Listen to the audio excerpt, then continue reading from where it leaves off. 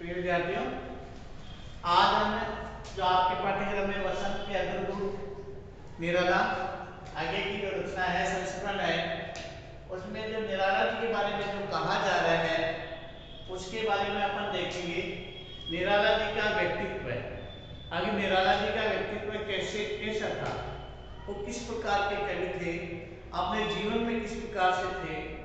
उनके उनके व्यक्तित्व की विशेषताओं के बारे में हम देखने की कोशिश करेंगे। तो यदि हमें कुछ बिंदुओं को इसमें उनके व्यक्तित्व में देखने की कोशिश करते हैं या कुछ बिंदुओं में उनको पुट करने की कोशिश करते हैं तो उनमें उनके व्यक्तित्व में कई सारे आयाम निकलते हैं। आप देखिए,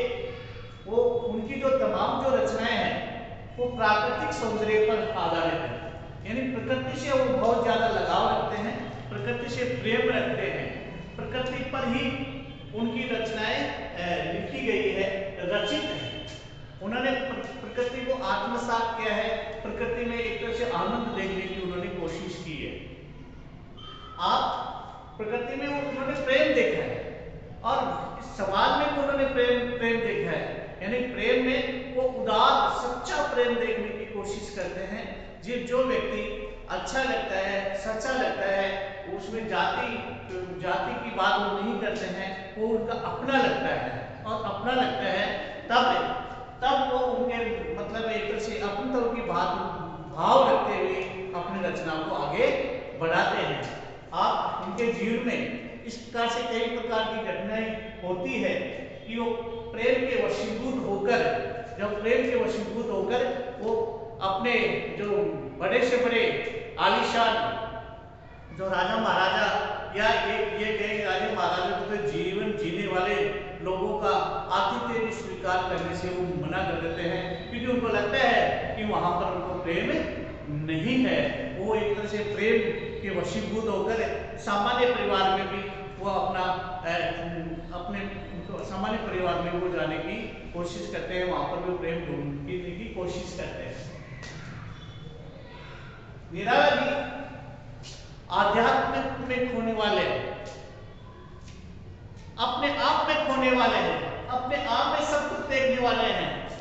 और जो आध्यात्मिकता की बात करते हैं वह एक तरह से उसको पागल की संज्ञा भी दे देते हैं, इसको भी वो स्वीकार करते हैं, क्योंकि उनको आध्यात्म में आनंद आता है, अपने आप में वो अंतर्निहित हो जाते हैं। मैं क्या हूं क्या नहीं हूं, ये बात वो खुद से ही सबसे ज्यादा प्रेम करने की बात करते हैं, इसलिए वो एक तरह से आध्यात्मिकता की बात करते हैं, तब वो खुद इतना अपने आप को जानने की भरपूर कोशिश करते हैं। भाई बहुत सारे ऐसे लेखक कवि रहते हैं जो खुद को नहीं जान पाते हैं, दूसरों की बातें करते रहते हैं, लेकिन यहाँ पर निराला जी अपने आप को जीतने की, अपने आप को जानने की कोशिश वो करते हैं। अध्यात्म में अपने अध्याय में स्वाध्याय में वो रमते बसते चले जाते हैं। उनकी जो रचनाएं हैं वो राष्ट्र को भी संबोधित करती है, राष्ट्र प्रेम उनमें कूट के भरा हुआ है। वो सबसे पहले राष्ट्र की बात करते हैं, राष्ट्र पर यदि कोई आघात आता है, राष्ट्र पर यदि कोई कुठाराघात आता है तो विचलित होते हैं, परेशान होते हैं, और वो एक तरह से जब उस वक्त जब अंग्रेजों का जमाना था, अंग्रेजों का शासन था, और अंग्रेजों के शासन में जब पराधीन की बात आती है तो कई बार उन्होंने आंदोलन में शरीक भी हुए हैं, और कई बार आंदोलन में के कारण से उनको एक तरह से पीड़ा भी सहन करनी पड़ी है। सामाजिक चेतना, समाज में रहते हुए वो जागृत रहते हैं, ऐसे नहीं कि आसपास के लोगों से वो अनभिज्ञ हो, आसपास में कौन रह रहा है, किसके क्या दुख दर्द है, इनके बारे में वो जानते हैं, पहचानते हैं। और इसी कारण से आप देखें उनमें चेतना का ही और साथ साथ देखेंगे मानवीय संवेदना का। एक बार ऐसा होता है कि एक वृद्धा स्त्री जो कि सर्दी के अंदर ठिठुर रही होती है, और सर्दी में ठिठुर के जब ठिठुर रही होती है तो वहां पर निराला जी रहते हैं, पास में उधर से गुजर रहे होते हैं या वहां पर आराम फरमा रहे होते हैं,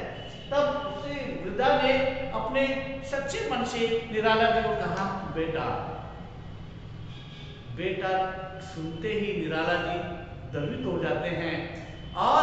उनकी जो वृद्ध स्त्री थी उनकी भावना को जान लेते हैं कि इनको इस वक्त ठंड लग रही है, इस कारण से इनको एक तरह से आवश्यकता है ठंड से बचाव की, तो वहां पर अपनी नई रजाई भी इनको दे देते हैं। तो मानवीय संवेदना और सामाजिक चेतना एक तरह से उन्हें कूट कूट के भरी रहती है। यहाँ पर एक जिक्र करना चाहेंगे कि वो एक तरह से फक्कड़ स्वभाव के, पूरी तरह से फक्कड़ स्वभाव के, और फक्कड़ जो स्वभाव के रहते हैं उनमें स्वाभिमान भी टूट टूट के भरा रहता है। निराला जी में भी कुछ ऐसी खासियत थी, ऐसी खासियत थी निराला जी में भी। जब निराला जी एक बार इलाहाबाद के विश्वविद्यालय के जो वहाँ के वाइस चांसलर, जो कि यशस्वी वाइस चांसलर थे, उनको उनकी इतनी जान पहचान थी प्रशासन में, साहित्य में, संस्कृति में, सब में एक तरह से एक प्रकार में मजबूती थी, उनकी पकड़ थी, मजबूती पकड़ थी। उन्होंने निराला जी को अंग्रेजी में पत्र लिखा, अंग्रेजी में पत्र लिखकर उनको आमंत्रित किया कि आप यहाँ पर आइए और यहाँ पर काव्य पाठ कीजिए, यहाँ पर काव्य पाठ कीजिए। तो निराला जी वहां पर उसके जवाब देते हैं और काव्य पाठ के लिए उनसे मना करते हैं, और जवाब में उन्होंने अंग्रेजी में उनको उत्तर दिया, अंग्रेजी में उत्तर दिया, अंग्रेजी में उत्तर दिया, अंग्रेजी में उत्तर दिया, क्योंकि उनका स्वाभिमान जो एक तरह से जागृत होता है, और उनका ये बुलावा, इन्विटेशन जो बुलावा था वो मंजूर नहीं होता है। और उन्होंने क्या कहा, उन्होंने ये कहा कि मैं जवाब भिजवाया, I am rich of my poor English, I was honoured by your invitation to, she said, my poems at your house, however more honored I will feel as you come to my house to listen to my poems. यदि आपको जवाब क्या उनको भिजवाया कि आप अपनी जगह पर संपन्न हो और वहां पर संपन्न, यदि आप मेरी कविता को सुनने चाहते हो, पहले तो उनका इन्विटेशन जो मिला था उसमें धन्यवाद ज्ञापित करते हैं कि आपका मुझे पत्र मिला, उस निमंत्रण पत्र मिला, मैं अपने आप को गौरवान्वित महसूस करता हूँ, और यदि अभी और गौरव महसूस करूंगा कब, जबकि आप मेरे यहाँ मेरे घर पर आए और वहां पर मेरे काव्य पाठ, कविता पाठ सुने।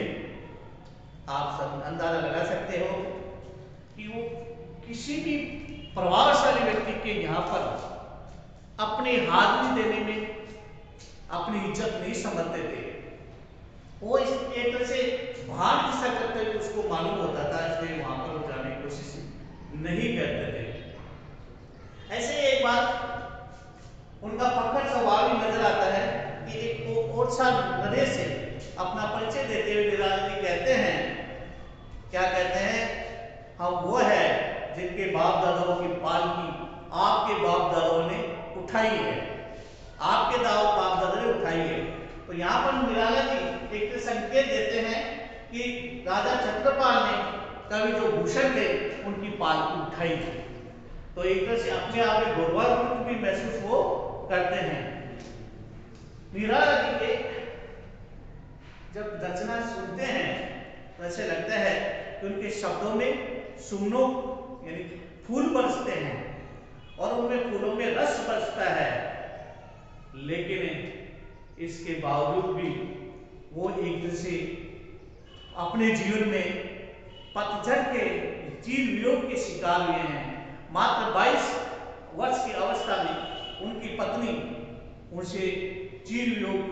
हो जाती है। इसके बाद उनकी जो बिटिया थी सरोज, उनका भी निधन हो जाते हैं। इस कारण से उनका जो उनके जीवन में जो पतझड़ था एक तरह से निराशा थी, हताशा थी, वो स्थायी रूप से बन जाती है। और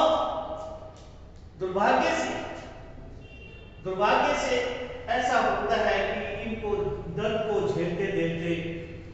प्रहारों को झेलते आखिर उनकी निराला जी की जो दशा है, जो वेदना है, वो टूट सी जाती है और 15 अक्टूबर 1961 को वो सदा सदा के लिए विदा हो चलते हैं, सदा सदा के लिए विदा हो चलते हैं। निराला जी वाकई उनका जन्म जैसा नाम था निराला, तो उनका जन्म इतवार के रोज हुआ था, इसलिए उनके पिताजी ने उनका नाम सूर्य कुमार लिखा, लेकिन साहित्यिक क्षेत्र में उतरते उतरते वो सूर्यकांत हो गए। निराला जी वास्तव में निराला वैसे नहीं थे, उनका जो सांस्कृतिक और साहित्यिक जगत में निराला ही स्थान था, वो अद्भुत थे। उनकी स्मृति आते ही चित्त में, मन में वसंत की बयार उठती है, सौंदर्य के वो मूर्तिमान थे जो कि हम अंदर से ही गा उठते हैं, क्या अभी में होगा मेरा अंत, अभी अभी तो आया है मेरे वन में मृदुल वसंत, अभी में होगा मेरा अंत, यानी कि अभी मेरा अंत नहीं होगा। मैं खुशी लेके आया हूँ, मैं आनंद लेके आया हूँ, ये आनंद चारों तरफ बिखेरेगा, चारों तरफ बसेगा, हर व्यक्ति को, समाज में हर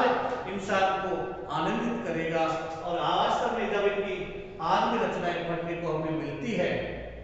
तो ऐसे लगता है कि जैसे कि निराला जी अपने व्यक्तित्व से सबको